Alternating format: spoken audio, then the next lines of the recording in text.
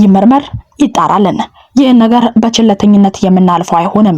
ባለፉት ጥቂት ወራት ግሎባል ኢትዮጵያ ቱርክ ወደሚባል የክብደት መቀነሻ ማዕከል እየሄደ ሕክምና በመከታተል ላይ መሆኑን በየጊዜው ያስመዘገበውን የክብደት ለውጥ በሶሻል ሚዲያ እያሳየን ድርጅቱን ሲያስተዋውቅ የነበረው ዝነኛው ድምፃዊ ሰማኝ በለው ከዕለታት በአንዱ ጠዋት ከመኝታችን ስንነሳ ህልፈቱን ሰማን። እንዴት ሊሆን ይችላል? ኪሎ ቀንሻለሁ። ዛሬም የኪሎ ለውጥ አለ። እንግዲህ በ7 ሳምንት ህክምና 10 ኪሎ ቀንሻለሁ። ለቱ እንደቀጠለ ነው። ድምፃዊ ሰማኝ በለው ሰሜ ባላገር ህክምናውን እያከታተልኩ ነው። እጅግ በጣም አመሰግናለሁኝ። ሁሉ ኢትዮ ቱርኪ በጣም ወዳችኋለሁ፣ አከብራችኋለሁ። ተመልካቾቼ ጥረቴን አበረታቱኝ፣ ወዳችሁ። በአንድ ሳምንት ውስጥ እንግዲህ 4 ኪሎ ቀንሻለሁኝ። እጅግ በጣም ደስ ብሎኛል። ሰውነቴ የመቅለል ስሜት አለው። እንቅስቃሴም እያደረኩ ነው። መጀመሪያው ቀን የማቅለሽለሽ ስሜት ነበረው፣ የቦሚት ስሜት ነበረው። ሳምንቱን ሙሉ ግን በጣም ሰላም ነበር። የምግብ ፍላጎት የለም፣ ቀንሷል። የመቅለል ስሜት ያለ ሰውነቴ እጅግ በጣም ደስተኛ ነኝ። ግን አመሰግናለሁ። ለክብደት መቀነሻ የተጠቀመው መድኃኒት ሳይረዳው ቀርቶ ነው ወይንስ መድኃኒቱ ራሱ ጎድቶት ወይንስ በከባድ የጤና እክል ምክንያት እየተከሰተ የነበረውን የክብደት መቀነስ ልክ በሕክምና ክትትል የተገኘ ስኬት አስመስሎ ድርጅቱ ሌሎችን ሊያጠምድበት ሲሰራ ከረመ?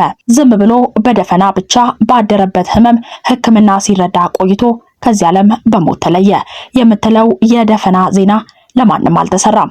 ዛሬ በድምጸ ሚስጥራችን መላው የኪነ ጥበብ አፍቃሪያን ማብራሪያ የሚጠብቅበት የሰሜ ባላገሩ ሚስጥራዊ ህልፈትና ከልጅነት እስከ ቀብሩ ያለው ሙሉ የህይወት ታሪኩን በዝርዝር እንመረምራለን። ሰላም ጤና ይስጥልን። የድምጸ ሚስጥራን ቻናል ተከታታዮች በያላችሁበት ሰላምና ጤና ለእናንተ ይሁን እያልን ዛሬ መላው የሀገራችንን ህዝብ በጥያቄና በጥልቅ ሐዘን ውስጥ የከተተውን ታላቁ ድምፃዊ ሰማኝ በለው ወይንም ሰሜ ባላገሩ እልፈትን ተከትሎ የተሰማ አሳሳቢ ሚስጥሮችና ሙሉ የህይወት ታሪኮችን ይዘን ቀርበናል። ይህ በቸልታ የማይታለፍና እውነቱ ሊወጣ የሚገባ ጉዳይ በመሆኑ መረጃው ለሁሉም እንዲዳረስ ቪዲዮውን ላይክ በማድረግ ይጀምሩ። ለቻናላችን አዲስ የሆናችሁ ደግሞ ሰብስክራይብ በማድረግ አብሮነታችሁን እንድታሳዩን እንጠይቃለን። አሁን በቀጥታ ወደ ዝርዝር የምርመራ ዜናችን እንገባለን። የተወደዳችሁ ተመልካቾቻችን ሞት የስጋ መለየት እንጂ የመንፈስ መጥፋት አይደለም። ነገር ግን ለሞት ያበቃ የጤና ችግር በአግባቡ ሊብራራ ይገባል። ሰሜ ባላገሩ ከመደበኛ በላይ የሆነው ውፍረቱ ይህ የተባለ የጤና ችግር እንዳልፈጠረበት ከ1 ዓመት በፊት በመገናኛ ብዙሃን ተናግሮ ነበር። ሆኖም ግን ከቅርብ ወዲህ ውፍረቱን ለመቀነስ ግሎባል ኢትዮጵያ ቱርክ ወደ ተባለ ድርጅት እየተመላለሰ የተለያየ ሕክምና ዘዴዎችን መድኃኒቶችን ሲከታተል ቆይቷል። በየጊዜው ያሳየውን የክብደት ለውጥ ወይንም ዌይት ፕሮግረስን እያሳየ ድርጅቱን በሶሻል ሚዲያ ላይ በስፋት ሲያስተዋውቅ ከርሟል። ነገር ግን ሰኞ ሰኔ 8 2018 ዓ.ም ማለዳ ላይ ድንገት የድካም ስሜት ተሰምቶ በልጆቹ አማካኝነት ወደ ሆስፒታል እየተወሰደ ሳለ በድንገት በመድከም ሆስፒታል ደርሶ እርዳታ ቢደረግለትም ሳይመለስ ህይወቱ አልፏል። እዚህ ላይ ነው እንግዲህ ማህበረሰቡ ትልቅ ጥያቄ እያነሳ ያለው። ይህ ድርጅት ያዘዘለት የክብደት መቀነሻ መድኃኒት ሳይረዳው ቀርቶ ነው ወይንስ መድኃኒቱ ራሱ የጎንዮሽ ጉዳት አምጥቶበት ለድንገተኛ ልብ ስብራት ወይንም ለከፍተኛ የሰውነት መዛባት ያደረገው? ወይንስ ሰውየው በሌላ ከባድ ስውር ህመም ምክንያት እየከሰሳለ ድርጅቱ ይህን አጋጣሚ ለራሱ የንግድ ማስታወቂያ በመጠቀም በእኛ ሕክምና የከሳ አስመስሎ ሌሎችን ለማጥመድ ሲሰራ የነበረው? ዝም ብሎ ባደረበት ህመም የሚለው ዜና እረፍት በፍጹም ሴንስ አይሰጥም። የዚህ ድንቅ ከያኔ ለመሞት ያበቃው እውነተኛ የጤና ችግር በአስቸኳይ ሊመረመርና ሊጣራ ይገባል። የዚህን ታላቅ ሰው አሻራ ለመዘከር ከትውልድ እስከ ቀብሩ ያለውን ታሪክ ደግሞ እንመለከታለን። ድምፃዊ ሰማኝ በለው መስከረም 17 ቀን 1960 ዓ.ም በአባይና በጣና መፍለቂያ በምትባለው ባህር ዳር ከተማ ከአባቱ አቶ በለው ሹምዬና ከእናቱ ከወይዘሮ እናትነሽ ቢልልኝ ተወለደ።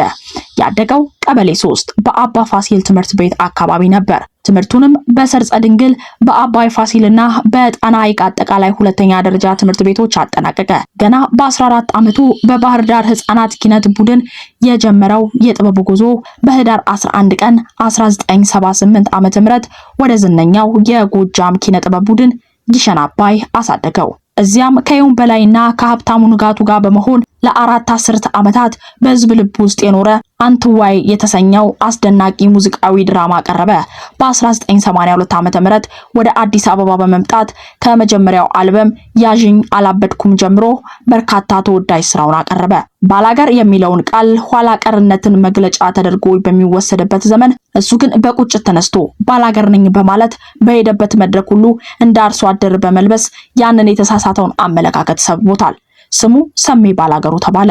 ውቢት ባህር ዳር፣ ደርቦት እንስራና ዘገኛ፣ አረምኑን ሰጠሽና እንቆቅልሽ የተሰኙ ስራዎቹ የማይረሱ የወርቅ ቅሪቶች ናቸው። ሰሜ ለመድረክ የነበረውን ብቃት አስደናቂ ነበር። ያለ ማይክና መድረኩን የመሙላት ጉልበቱና ከተመልካች ጋር የማይለያዩ ደማቅ ፈገግታ ነበረው። ከዚህ በላይ ሰሜ ለመድረክ የነበረው ብቃት አስገራሚ ነበር። ያለ ማይክራፎን መድረክ የመሙላት ጉልበትና ከተመልካች ጋር የማይለያየው ደማቅ ፈገግታ ነበረው። ከዚህ በላይ ለሕግና ለፍትህ የነበረው ታማኝነት ልዩ ነበር። በ1991 ዓ.ም በደረሰበት የመኪና አደጋ ምክንያት አሜሪካ ያለ የ4 ዓመት እስራት ሲፈረድበት ውጪ መቅረት ሳይመርጥ ወደ ሀገሩ ተመልሶ ቦሌ አውሮፕላን ማረፊያ ላይ እጁን ለፖሊስ የሰጠ ጀግና ነበር። አደጋው የደረሰው ድልድይም ሰሜ ድልድይ ተብሎ ይጠራል። በወቅቱ የነበረው ኖኪያ 3310 ስልክ ከጥንካሬው የተነሳ ኖኪያ ሰሜ ባላገሩ ተብሎ እስኪሰየምም ደርሰዋል። ማህበራዊ ተጽዕኖ የጎላ ነበር።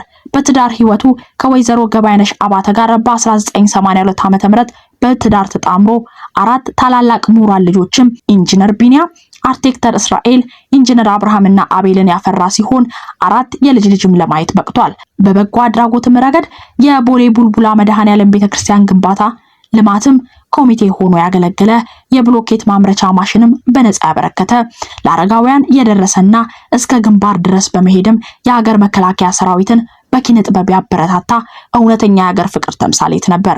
አፈር ነህና ወደ አፈር ትመለሳለህ እንደተባለው ይህ ታላቅ ባለብዙ መክሊት የጥበብ ሰውም የመጨረሻው ስራ የሆነው ቴዎድሮስ የተሰኘው ነጠላ ዜማውንም ጥሎ በተወለደበት በ58 ዓመቱ ከዚህ ዓለም በሞት ተለየ። ትላንት ማክሰኞ ሰኔ 9 2018 ዓ.ም በቦሌ ቡልቡላ ደብረ መድኃኔዓለም ቤተክርስቲያን ስርዓተ ቀብሩን ተፈጽሟል።